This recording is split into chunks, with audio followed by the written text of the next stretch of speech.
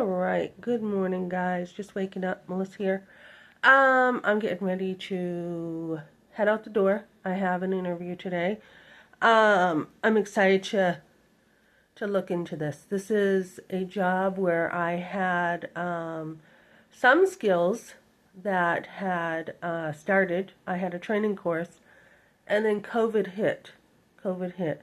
So everything went down because of COVID. So I'm like, build off of those skills, Melissa. So, and then I have work tomorrow and Saturday.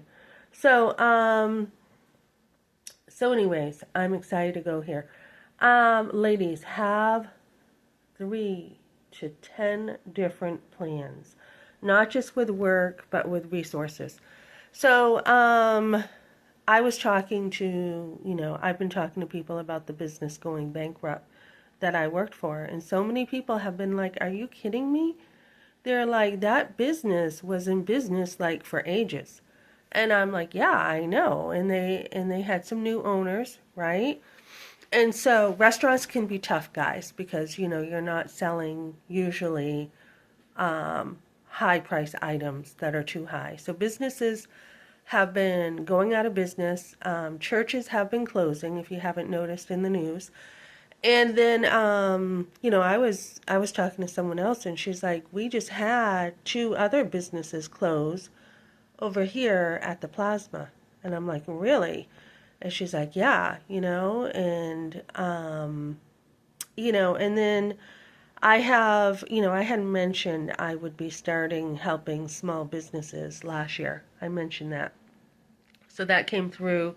We're going to meet up. I'm going to be on a board to help businesses thrive over here because we had a big business come over here to Colorado and they couldn't make it. That's how bad it is. They could not make it. They were a very successful business and they couldn't make it over here. So I don't know what planet that pastor's living on. I really don't. Saying the economy is great when it's not.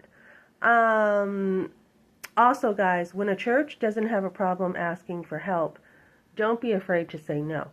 So not only is there one service with tithes, offering, missionaries, another service on a Sunday night asking for money, and then on a Wednesday night asking for money, but then it's, we don't want to pay someone to clean our building, so why don't you all take your time and clean for us?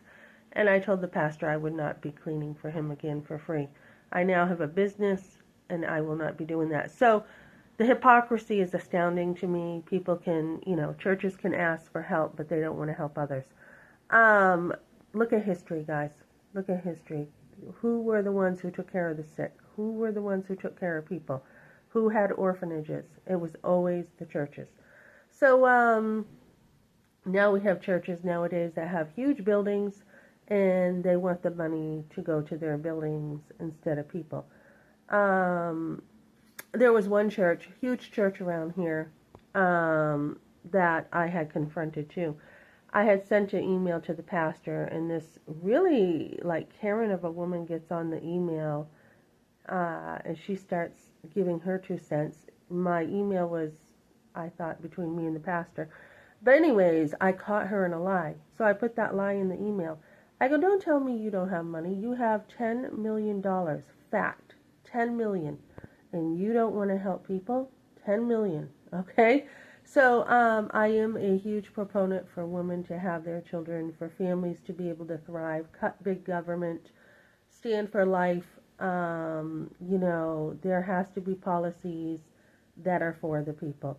And make sure, ladies, you have people that you're around who are good for you. So I had, I have somebody who I don't know his beliefs, and, it really doesn't matter because his actions speak